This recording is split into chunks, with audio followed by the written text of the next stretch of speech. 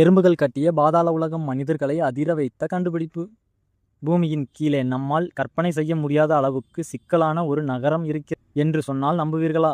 அது மனிதர்கள் கட்டியது இல்லை, எறும்புகள் கட்டியது. எப்படி கண்டுபிடிச்சாங்க?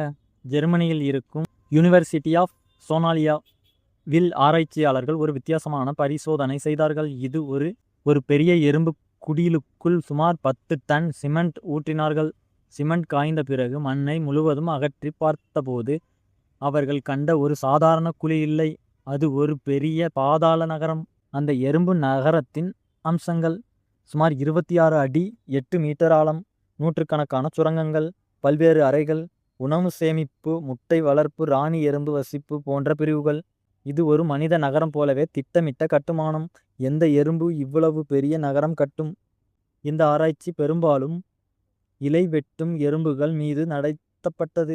அவை மிகப்பெரிய காலனிகள் அமைப்பு, மில்லியன் கணக்கான எறும்புகளுடன் வாழும். ஏன் இது அதிசயம்?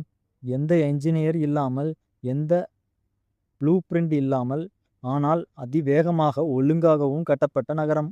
இது கூட்டு புத்திசாலித்தனம் என்று விஞ்ஞான கருத்தை நிரூபிக்கின்றது.